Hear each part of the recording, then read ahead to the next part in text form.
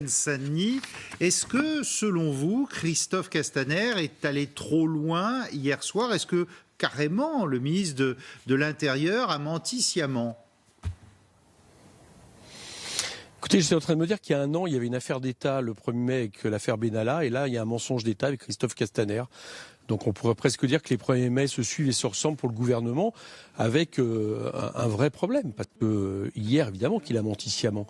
Lui avait les moyens, j'allais dire, de connaître la vérité avant tout le monde, et de ne pas jouer sur une espèce de manipulation pour, une fois de plus, caricaturer les manifestants, imaginer que c'était des gens qui agressaient un hôpital, alors que la plupart sont des défenseurs de l'hôpital public.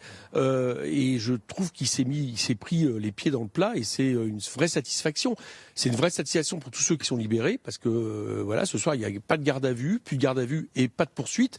Mais par rapport à Christophe Castaner, il doit démissionner. Moi, je le dis très clairement, c'est pas possible qu'on laisse quelqu'un à la tête du ministère de l'Intérieur très mal gérer la question du maintien de l'ordre. Vraiment, son bilan est très mauvais depuis des semaines, et en même temps, en plus, faire un mensonge d'État. Vous faites de la politique, là, franchement, à 3 semaines des européennes. Bah, écoutez, c'est politique. Quelqu'un qui est responsable politique à Beauvau, il doit assumer ses responsabilités. Enfin, c'est quand même énorme. Heureusement qu'il y a eu, je ne sais pas si vous réalisez que heureusement qu'il y a eu des témoignages et des images indépendantes qui ont été filmées depuis hier. Parce que moi, ce que j'entendais ce matin, ça embrayait sur ces gilets jaunes, ces manifestants violents, agressifs, qui s'en prenaient à une salle de réanimation.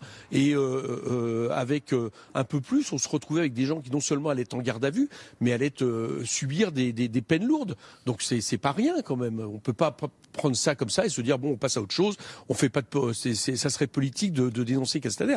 Non, Christophe Castaner maintenant il y a un bilan qui est mauvais. Je veux dire, la gestion du maintien de l'ordre en termes du nombre de blessés, que ce soit les manifestants, les policiers, que ce soit le nombre de gardes à vue, le nombre d'arrestations préventives, une drôle de manière aussi de gérer les manifestations. Enfin, c'est pas rien quand même que le SO de la CGT, le cortège de la CGT et Philippe Martinez étaient chargés comme pratiquement tous les cortèges syndicaux. Le Christophe Castaner est le premier responsable politique, ou alors il faut monter au-dessus. Moi, je m'arrête là. Vous voyez, je vais pas plus loin. Je ne demande pas la dissolution du gouvernement, mais la démission de Castaner, oui. Bon, quand Christophe Castaner dit aussi les casseurs, les Black Blocs ont volé le 1er mai à la CGT. Votre réaction là-dessus? Écoutez, j'ai entendu Philippe Martinez qui pense que la vraie responsabilité, elle est d'abord du côté du gouvernement. Hier, je l'ai bien entendu, parce que il faut savoir pour vos auditeurs, c'est qu'il y a eu une gestion du maintien de l'ordre assez curieuse. C'est-à-dire qu'avant même que la manifestation hier soit partie, un groupe de CRS s'est retrouvé au milieu du cortège, avec évidemment tout de suite ce qui allait se passer inévitablement avec la tête de manifestation. Et au bout de quelques minutes, c'est la CGT qui a été chargée.